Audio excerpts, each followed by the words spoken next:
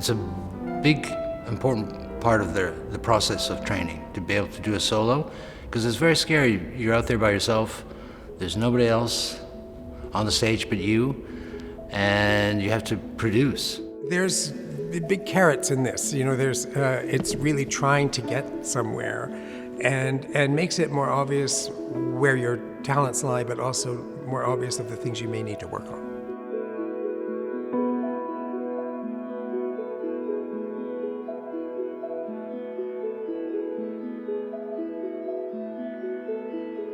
For students that trains at school, they go through at the very early age and then basic technique training. We do the exercise at the bar so then we can move into the center, and then we build on what we did at the bar in the center, and then we move on to bigger jumps, bigger turns, and harder things, but that all stemmed from the fact we did the bar first.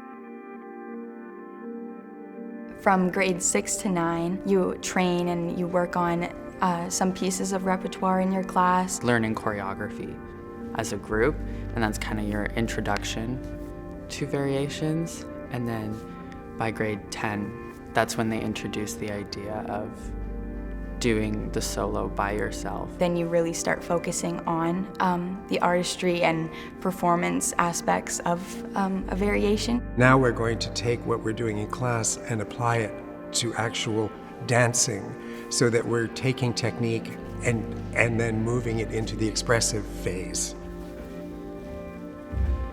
That was better. You just need to connect it now. Be careful that we don't lose your head after the first jump. That's it. Sotobask was better this time. Now don't finish the pirouette facing on stage, yeah? You gotta finish facing the front.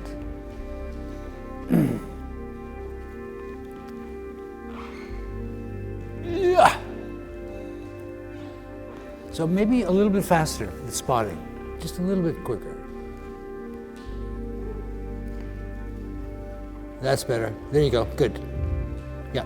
There's a challenge in every variation, regardless of what type it is. And the more they feel challenged, the better it is, because then they grow as an artist and as a dancer.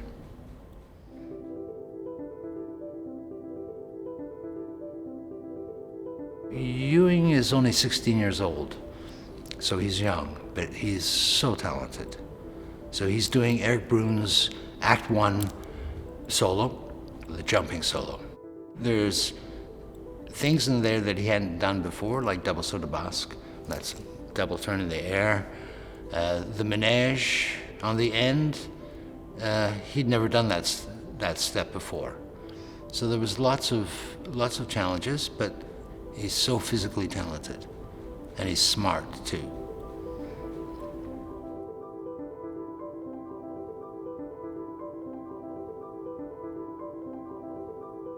This solo is really got jumps, it's got balance, it's got foot taste, and it's got hops on point. So anything you can think of that's challenging in the ballet technique, this solo's got it all. And it's got a certain type of style, it's Ashton's ballet, so it has a different feeling, a different moving upper body. So it's a great way to almost like see what they can do with their body. There are wonderful things about Isabella, and I look forward to see how she blossoms. And I like to think I'm sort of helping. I'm the gardener, trying to make sure that she has the best care possible to get there, while at the same time creating an independent person. We're not Svengalis here, That's no way to make a dancer.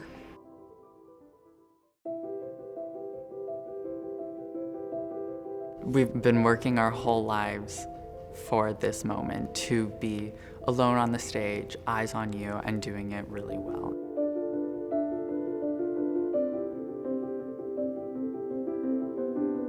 Everyone wants to do their best and showcase their talents, so that's such a rewarding feeling, especially once you get off the stage knowing that you did the best you could, and just having all the support from your friends and family. It's an amazing feeling.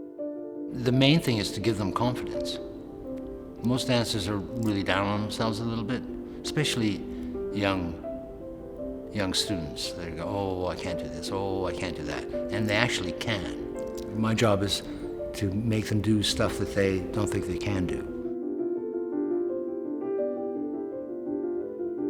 So much of the time, all of this has come at your body, and at a certain point when you're in the senior, you have to turn it around so you are happening to the training. You need to now take what you know and apply it to a real dancing situation.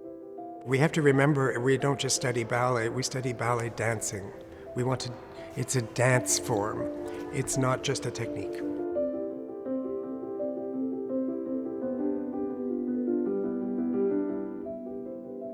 This is Ewan Hartman doing Act 1 Swan Lake solo from Eric Bruhn's Swan Lake.